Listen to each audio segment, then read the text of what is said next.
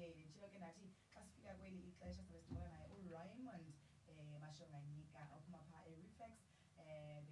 They specialize in refrigeration, air conditioning, and electrical services. He is already with us in studio. Raymond, let me greet you and welcome you to the show. How are you? I'm okay, Sister Thandisa. How are you? I'm very, very well. Thank you. I'm going to start by giving you an opportunity to tell us a bit about yourself, who you are, whatever that you'd like to share about yourself, just to give us a bit of context, and when you got into the world of business. Okay. Basically, as you said, I'm Raymond Mashonganyika. I'm a qualified refrigeration and air conditioning technician. I qualified in 2006.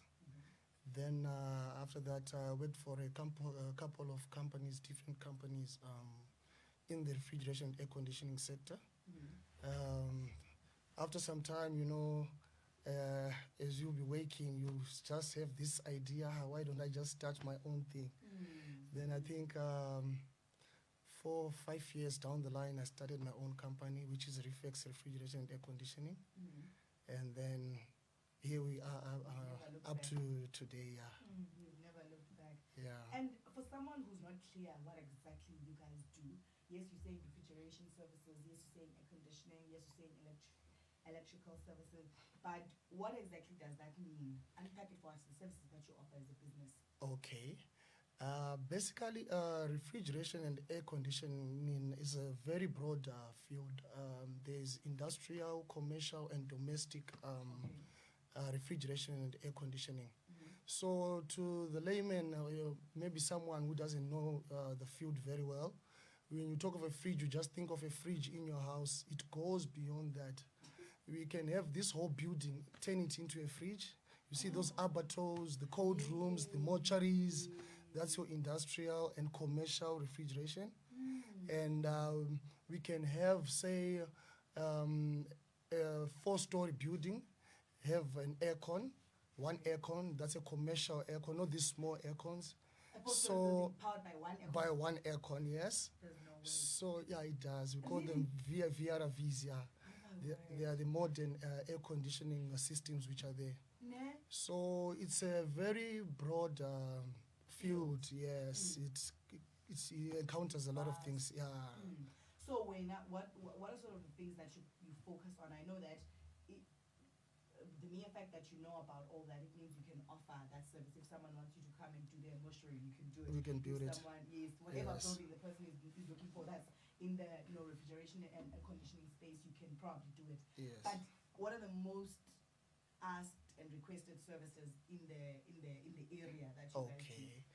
Now, based on the location that we are in Queenstown, you'd find that they aren't too much like industrial or maybe commercial. They are there. There are cold rooms and mortuaries. They are there.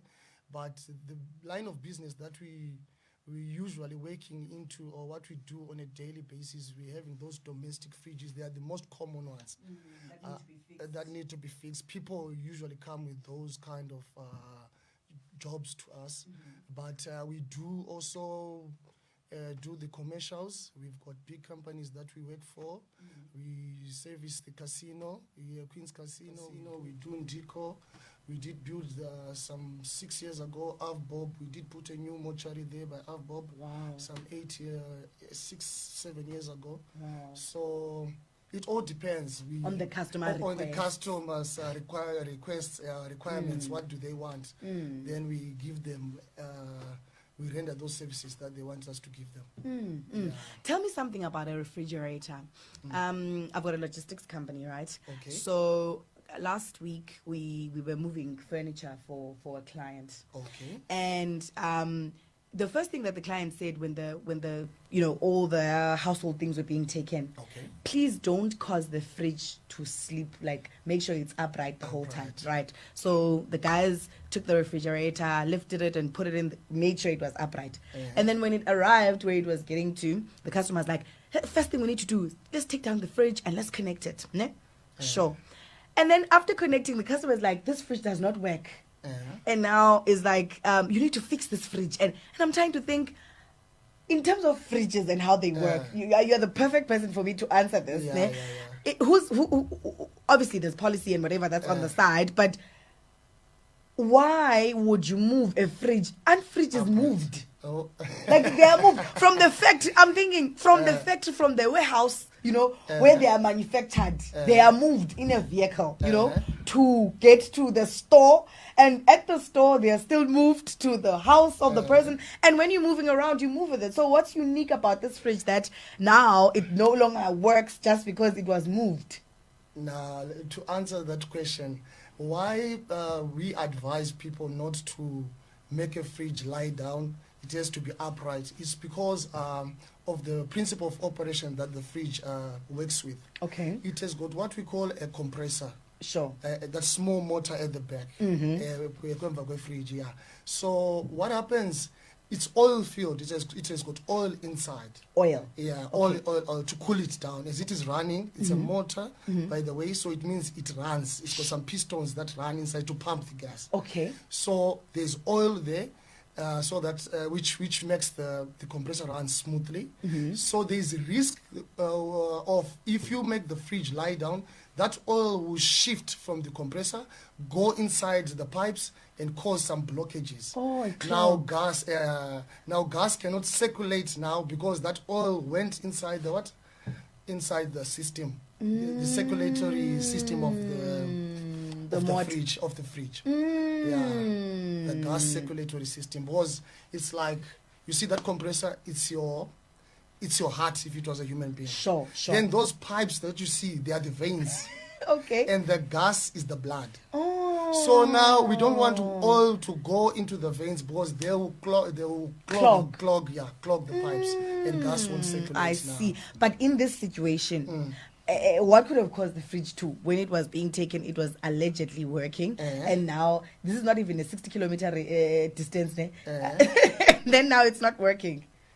There are a couple of things. With technical jobs, you cannot speculate to say it's this. You have to go and see. But what I can just assume, it's either maybe it had that blockage, or maybe there's a pipe that cracked and gas came out. It can be anything. The only thing that we can do is to see it and test it so that we know. There's no one who can just tell me it's this, then I tell you it's that. Okay, without seeing and testing. That's a lie. Because you could be wrong. It could be wrong. It could be wrong. You have to see it. 100% correct. We have to see it. It's like a doctor, ne? Yeah. You have to see the patient first before. Yes. All right, that is why an interesting one. And tell us, what are some common problems that people will bring before you, like.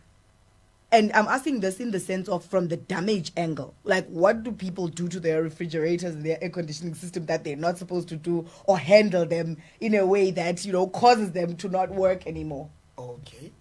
One very common thing, people tend to operate a fridge like the way they operate their radios or TVs, or maybe you're not supposed to switch a fridge on and off instantly. Whenever you switch a fridge off, load shedding. Yeah, I'm going there. That's where I'm going. Yeah, I'm going to load shedding.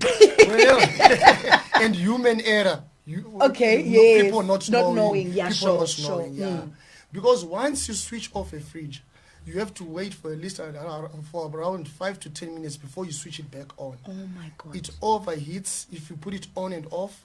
That compressor might overheat, and you find that my fridge is no longer working. Without knowing, you bent your own compressor because of on and off. Whenever you switch off, you wait. Going on the other hand, on the other side, people, you remember the times when we were having a lot of load shedding? You're supposed to switch off your fridge when there's load shedding. Because like it switches off automatically, because load shedding switches it off for you. Yes, but then you must go and switch it off so that it doesn't come back. Okay, yes, sure. But what happens now when electricity comes back?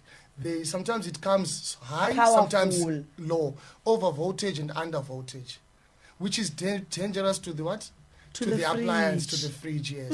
So that's why we recommend that people must switch off their fridges, because when the voltage comes back, it might come too high before it stabilizes.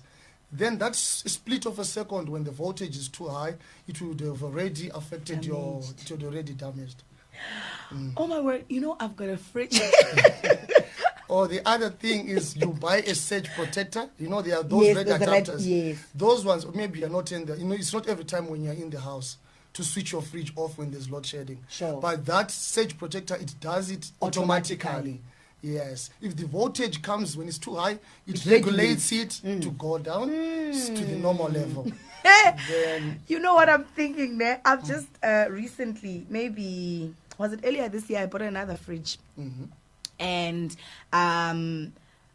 it's not even 6 months, ne? maybe around there. But now there's a sound I'm hearing and it's new. I think it's exactly what you're saying, because we are having we were having a lot of load shedding, for a while, which would switch it on and off automatically. And I really didn't know until this moment that it's wise to actually make sure that you there's time that you like time lag between on and off, 10 minutes, 5 to 10 minutes that you give it. And also when load shedding happens, go and switch it off in the plug. Yes. Or I don't even have that surge protector thing on that plug. Maybe I need to get it as well. Yeah, you must get it. They sell them in I think Mica hardware and other everywhere. Everywhere they sell them. Hey, siyafunda Raymond. Now when it comes to refrigerators and air conditions, or air conditioners rather, can anything be fixed? Like, can any problem that a refrigerator or an air conditioner can any situation be salvaged? Or there's a point where it's like, if it goes to this point, it can't be fixed anymore, or it's too old or whatever? Okay. Basically, there's nothing that cannot be fixed. Okay. It's either maybe we don't have the know-how to fix it, we don't have the resources or the commodities to fix it. Okay. All right. What I'm trying to say is, whenever something goes wrong, it gets faulty. It gets faulty for a reason. Okay. It's either there's a part which is not working that needs to be replaced. Sure. Right. In those cases whereby maybe we cannot get the part because the appliance is too old. Oh, that's when we can, out of manufacturing, out of stock. That's when we can say, we no longer have these kind of parts, so it can't be fixed. Or there are other instances whereby maybe an appliance is damaged to such a point whereby you see like the cost is now doesn't make beyond. sense. It doesn't make sense. You can just buy a new one. You can buy a new one. Okay. That's when we advise your aircon costs 7,000 and it's going to cost you 7.5 to fix it. Oh my So word. it doesn't make sense. Just go buy a new one. Right, but there's nothing that cannot be fixed. Everything can be fixed. Yeah. Wow. What would you say is the most challenging job you've ever done? Like, this job was so difficult, you can never forget about it because it was so unique and so hard, or maybe the client was not making it easy for you. Don't say names, just I'm the not gonna situation. say names. Yeah, there's a time, the most difficult job that I did, actually, I was not yet working for myself. I think I was still working for a company doing refrigeration and air conditioning. And then it was an aircon, I'm not going to mention one of the hospitals, because that company were doing government hospitals. Okay. So there are those commercial aircons I was talking about. It was a packaged unit. What happened is there was a company from Cape Town that came to install, that had a tender to install that aircon at the theatre. Okay. And it was never commissioned. It was never... it was not checked to see if it was done right or whatever. So us, we came, that's when the company I was working for by that time, it was awarded the job, the tender to fix those things. Now I was the one who was going to... the technician on site who was supposed to fix that thing. Okay. And I was here having some stories that... almost 5-6 different companies once came and tried to fix it. It never worked.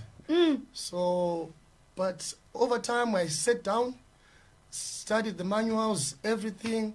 It took me time, but it finally worked. But it really hit me hard. I remember that one. I had to go back to school. I had to go back to school there. But I think it's proving what you've just said, that there's nothing that cannot be fixed. There's nothing that so cannot it's be just applying yourself, getting the you said resources, lack of know-how, and just those few things can be, if they are put together and there's understanding, you can be able to fix. It can be fixed. Yeah. Yes. All right. And what else would you say to people for their appliances to last longer? Like, how should one take care of some of their appliances to make sure that they last a bit longer, you know? Okay. I see you've spoken about the fridge a bit. I don't know if maybe there's something that you want to add there. So I've taken notes there that I must protect the fridge from on and off, load shedding and things like that. What about the aircon? What can one do to ensure that it lasts longer, you know? Okay. With aircons, we usually recommend servicing. Your aircons must be serviced. Okay. Right. Your aircons must. We recommend that maybe once annually, your aircon must be serviced, because one, it accumulates dust. And that's why you hear other people complaining that an aircon causes sinus. It causes sinus. You are actually breathing that dust. It's got some filters inside that capture the dust, so that you don't breathe those dust particles. So if it's clogged, if it gets full, then it's clogged with dust. You are now breathing air which is full of the bacteria in the air, is polluted. That's when you start having those sinuses and stuff. So service, it also helps your motor to run for a long time. So we recommend servicing on anything. And if you see anything that your machine is not working normally, you suspect anything, just switch it off and try to consult and call a qualified technician to come and check for you, because it might be a minor damage, but just because you're taking it for granted and you keep on forcing to use it, you make it worse. Yes. Okay. So if you just see anything funny, just consult. And then sometimes we can even give free advice. When you call us, we tell you, no, try this, try that, before we even come there. Yes. All right. And Raymond, how old? Like, how do I ask this? How long can you keep a refrigerator for? What's the I know it depends on many factors, like how you keep it, how you manage it, how many times it's been moved, the usage of the person, the handling, but let's say it's a well kept, well managed and maintained, like the person loves the fridge. How long do you think one can be able to keep a fridge for? To be honest with you, a fridge nowadays and back in the days, there are now different kinds of fridges. Okay. Now it's more of commercialized. It's about making money. So the quality is compromised. The quality sometimes. is compromised. Sure. I remember back home, my father was telling me that I bought this fridge in 1978 or 77, and I was surprised. 4 or 5 years back, it was still working, which is almost 40 years down the line. It's still working. The thing is, back in the days, they used to manufacture their fridges with copper. Okay. Like those pipes, they were made of copper, of which copper does not corrode, it does not rust. Oh. You understand? Now they substitute that copper with steel, because they don't want a fridge to last forever. It's bad for business. You understand? they want return customers. They put steel, and they put steel where they know there's moisture. You know, when there's refrigeration happening, there's ice built up, whatever. So kind of like in Simbi, when you put exposed metal to water, there's rust. Then you find gas now is no longer there. Hey, my fridge doesn't have gas, this and that, because the pipes are rusted. Those steel pipes, they are rusted, the gas goes out. It's so common in these latest fancy fridges that you see. Most of them are steel. It's unfortunate. You see, so they make it so that after 5-10 years you'll be buying another one. You come back to get a new one. They do that. That is so interesting, Raymond. I've never thought about that. Let's talk about that ice. That ice that is irritating in the fridge. At my in-laws, we cannot even use the freezer. It's full of ice. It just grows. I don't know what causes it, But I've also seen it with my fridge, the newer one. The older one is fine. There's no ice built up inside but with the newer one, the one I was talking about now, somewhere where those vegetable dishes are, where you put them, there is built up there of ice. And like they freeze and you can't take them out. Okay. I have reduced the thermostat. Okay, I have reduced it, Sana, to as low as, I don't want it to be like it's a cupboard, because it needs to be a fridge. And I'm thinking, and then my in-laws, the freezer is not used, because even if we defrost it for like a long time, and it all comes out, for days, all of the ice comes out. It does not even take 2 weeks. It's built up already. It's as in there's no space. It's like a block. It's like ice age block. What I would advise on that note is usually what causes that ice build up, which is not wanted, or in sections of the body, there mustn't be ice on your fridge section. There must be ice in your freezer section if it's a double door fridge. Yes. The most common problem is that your thermostat is faulty. It's no longer cutting off the fridge. It's not regulating. Because a fridge works in such a way, when it reaches a certain temperature, it must go off. Whenever it reaches a certain temperature, the thermostat, it regulates it to go off. Okay. Right? So now it's running continuously. It's passing. So that's why it ices up. It's not the only thing. You must check also, the other second reason, it must check if your door is closing nicely. You see that it's got some rubbers, we call them gasket profiles. Yes, door I profile, see those rubbers. Yeah. If there's air going inside, maybe there's some openings on the door. Okay. That air, it's also another reason that can cause ice. So we have mentioned two things. It's either the thermostat or maybe your door is not closing nicely. Those are the only two reasons why it ices up. You need to come and look at mine because wow. Raymond, you know what? It's been a beautiful conversation. Before I let you go, I want to give you an opportunity to just tell us a bit about, in fact, give us a bit of advice to younger people who might want to come into this industry and also start this kind of business, or anyone who's thinking about coming into business. What would you say is what causes one to succeed in business? Okay.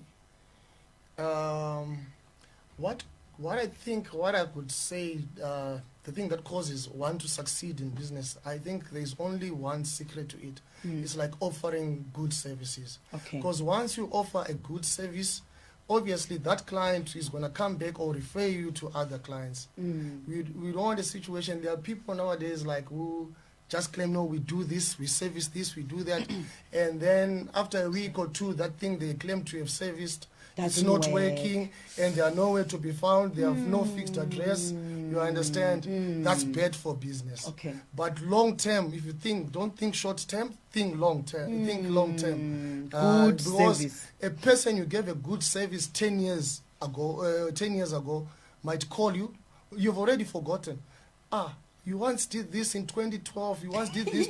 You see, that is how business grows. And the other advice that I can give to people who want to come to our field is that refrigeration and air conditioning, it's not a very bad field. I see most youngsters, they want to go into business, whether the other fields, they don't want to make their hands dirty. Okay. But they want to be in offices there. They want to be in offices and stuff, yeah. But like in terms of if you check here just in Queenstown, if you look at the companies, most of the companies which are there, there are only few companies that are like black-owned companies. Sure. You understand? Sure. Maybe it can be just one or two. Few. Most of them, they are white companies, which means there's potential in the sector, but it's how you do things now, how you market yourself and this and that. But I would advise youngsters to go and get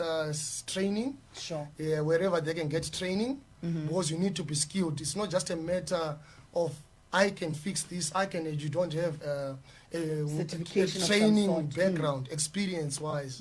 Yes, you need to be thoroughly trained for you to excel in the field. Space. Yeah, all in right. the space, yeah. Raymond, where is your business? Where is it located? Do you have a contact number for us? Yes, we are located at 19 Dugmore Street, here in Queenstown. 19 Dugmore Street. Our contact number is 073 421 471 6. Or if you don't get me there, you can get me on 073 022 07 66. Yes. Yeah. Thank you so much, Raymond, for coming. I appreciate this, Thandisa. Sure. It's been a pleasure. It was great. It was Have great. a great day. Thank